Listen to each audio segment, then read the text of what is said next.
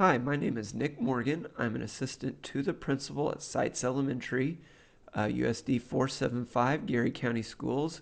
And this is a presentation to give you a little bit more information on prayer in schools. And the prayer in schools can be traced back all the way to the First Amendment. The initial intent of the First Amendment was to prohibit Congress from making laws that support religion. Back in 1940, there was a compelling court case of Cantwell versus Connecticut that also that intent of the First Amendment that was prohibiting Congress and supporting religion also applied to states, and that's where prayer in schools, that's where prayer kind of crept into the public school system. There were two clauses in that First Amendment that regarded religion. The Establishment Clause, which prohibits the state from passing laws that aid a religion or show preference for one religion over another. And then there was also the Free Exercise Clause that prohibited the states from interfering with individual religious freedoms. Basically, the effects of those two clauses said that public schools must maintain a neutral position regarding religion. Just kind of give you an overview, there seems to be two uh, big categories that relate prayer in schools, and the first one is school-sponsored prayer. And school-sponsored prayer is organized prayer in public schools is generally unconstitutional. And this can be, again, traced back to the early 1960s, where there was a pretty compelling or landmark case of Engel versus Vitale.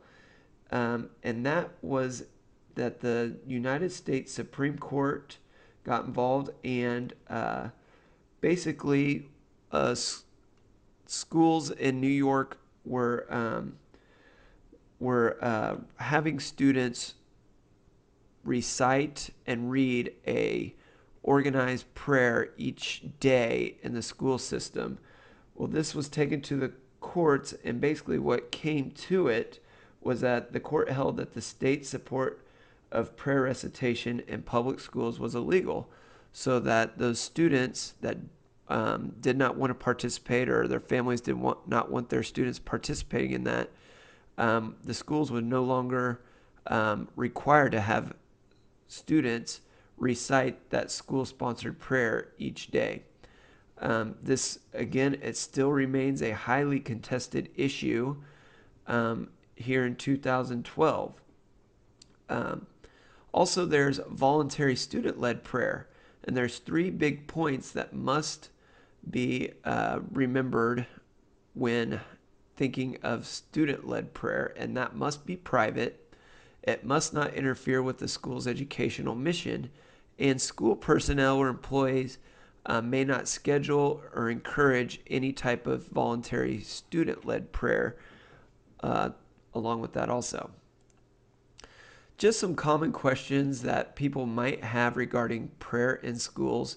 The first one is, can you have a moment of silence set aside? And I actually kind of found some contradictory information. The Essex textbook says that no, this is a violation of the First Amendment, but a website that was published by the U.S. Department of Education with information on it dating back into 2003 said that this can be in schools, but the school employees cannot encourage or discourage prayer during this moment of silence. Okay, next question is, prayer allowed at extracurricular events?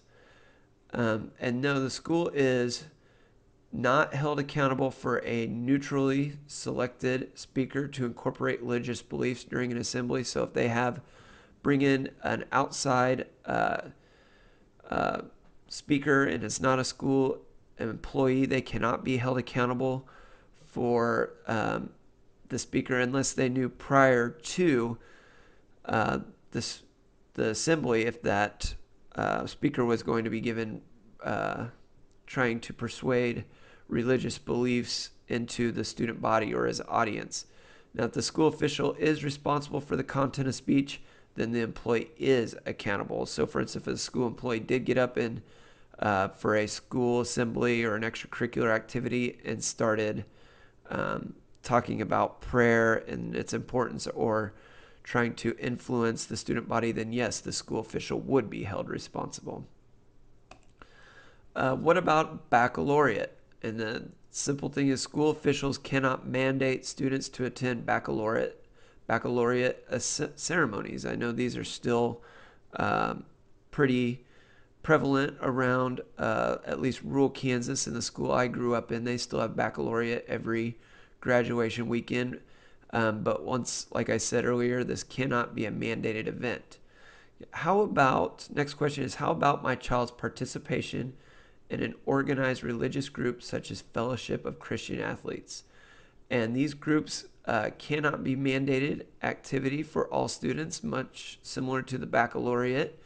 But schools must make their facilities and participation available to these organized groups in the same manner that they would for any non-curricular group. Here's my works cited page, so the references if you would like to check those out. Again, thank you for watching my presentation.